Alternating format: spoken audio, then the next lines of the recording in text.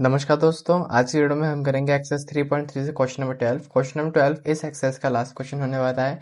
तो जल्दी से क्वेश्चन नंबर 12 की रीडिंग करते हैं, देखते हैं इस क्वेश्चन में क्या पूछा गया है।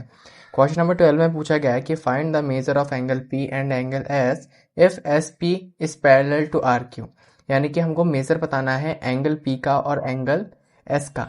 एंगल पी और एंगल एस का मुझे मेजर बताना है, ठीक है, जब एस पी जो लाइन है वो आर क्यू के पैरेलल है।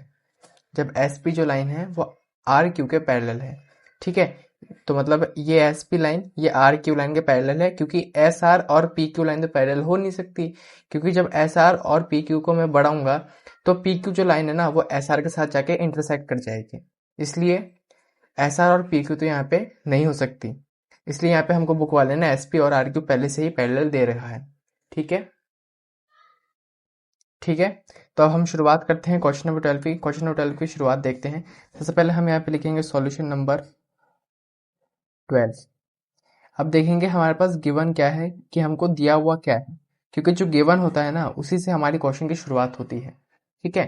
तो देखिए हमको यहाँ पे दे रखा है कि जो एस पी लाइन है ना, एस पी लाइन जो है वो पैरेलल है यहाँ पे आर क्यू के। इतना हमको दे रखा है, यानी कि एस पी लाइन है आर क्यू के पैरेलल है, तो यानी कि एस आर और जो पी क्यू ये जो लाइन है ना यहाँ पे एक ट्रांसवर्सल की तरह भी काम कर रही है।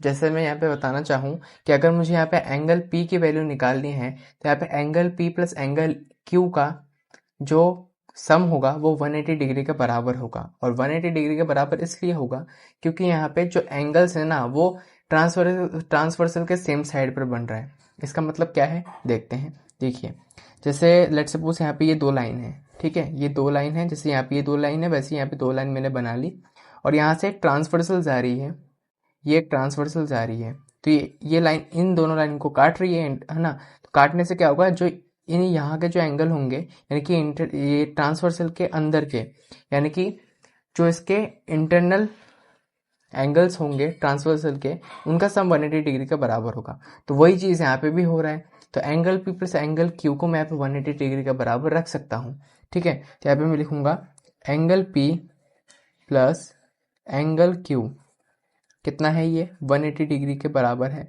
और इसका मुझे रीज़न भी लिखना पड़ेगा हाथों हाथ। इसका रीज़न है angles on the same side of transversal,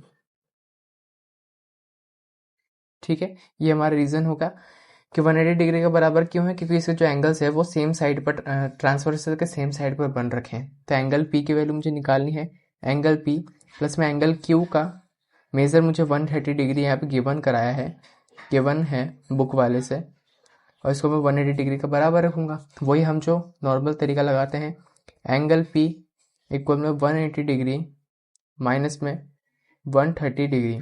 तो एंगल पी का जो वैल्यू होगा वो 180 माइनस 130 कितना होगा, 180 माइनस 130 यहाँ पे 50 डिग्री हो जाएगा। तो यहाँ पे एंगल पी की वैल्यू मेरे पास आ गई, ठीक है।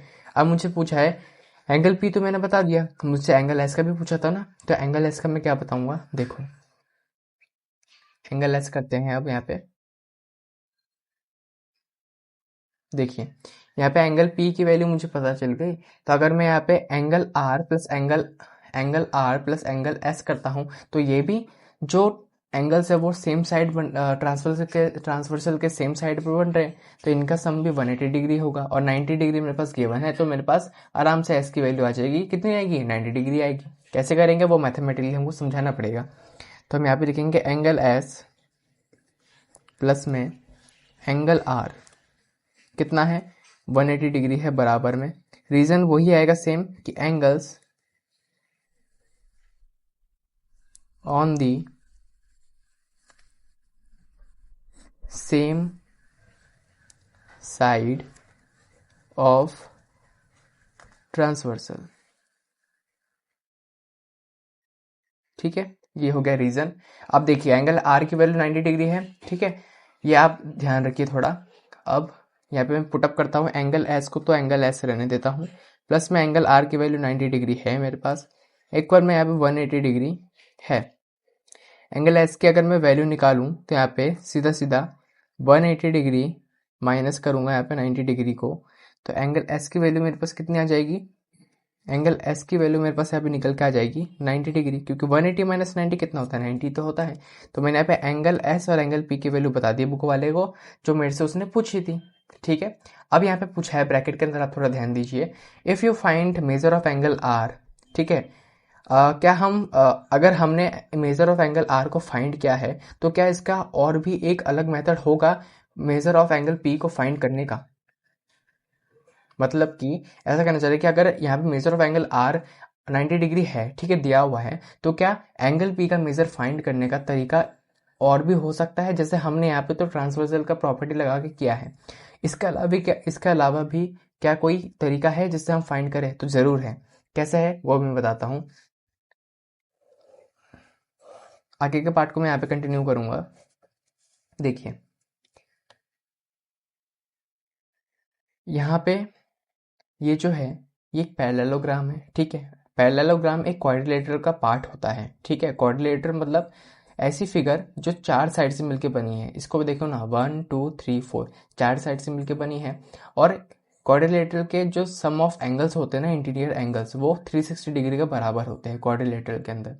तो जब मेरे पास एंगल एस की वैल्यू निकल गई है, मेरे पास एंगल एस की वैल्यू मेरे को पता चल गई है, एंगल आर की वैल्यू मेरे पास गिवन है, एंगल क्यू की वैल्यू मेरे पास गिवन है, और एंगल पी मुझे बताना है क्योंकि उसने मुझे आप एंगल पी का पूछा है। तो देखिए क्या करता हूँ मैं, यहाँ पे मैं लिखूंगा एंगल एस प्लस में एंगल आर प्लस में एंगल क्यू प्लस में एंगल पी, ये कितना होगा, 360 डिग्री के बराबर होगा। अब इसका रीज़न क्या है, इसका रीज़न ये है angle sum property of quadrilateral. इसका रीज़न मैं यहाँ पे लिख देता हूँ। इसका रीज़न क्या है,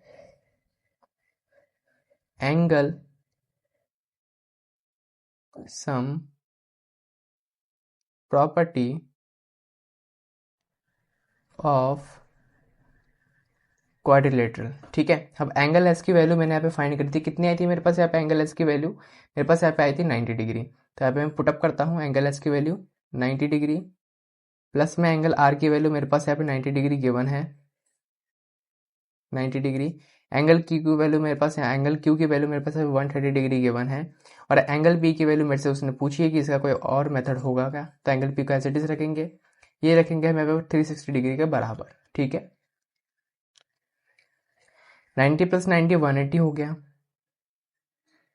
प्लस में 130 तो है ही, प्लस में major of angle P equal रखूंगा इसको दोबारा 360 डिग्री के, 180 प्लस 130 मेरे पास यहाँ पे हो जाएगा 310 डिग्री, प्लस में एंगल पी इक्वल में यहाँ पे आ जाएगा 360 डिग्री। अब एंगल पी मेरे पास यहाँ पे आराम से आ जाएगा, क्या आ जाएगा, 360 डिग्री माइनस यहाँ पे करूँगा 310 डिग्री को, तो एंगल पी 360 माइनस 310, तो 60 माइनस 10 करूँगा तो मेरे पास यहाँ पे आ जाएगी 50 डिग्री। ठीक है, तो क्या मैंने यहाँ पे मेजर ऑफ एंगल पी बता दिया, जरूर बता दिया। यहाँ पे भी एंगल पी की वैल्यू कितनी आई थी मेरे पास, 50 डिग्री आई थी, यहाँ पे भी 50 डिग्री आई है, यानी कि मेरा आंसर वेरीफाइड हो गया कि हाँ मेरे पास एंगल पी की वैल्यू सेम आई है, मतलब आंसर सही आया है मेरा। तो हाँ, इसका एक अलग तरीका भी है फाइंड करने का, वो क्या है, angle sum property of quadrilateral. इतना ही हमसे बुक वाले ने पूछा था, इतना ही हमने बता दिया बुक वाले को। ठीक है, तो फिर मिलता है आपके साथ एक्सरसाइज 3.4 के साथ, तब तक के लिए गुड बाय, थैंक यू।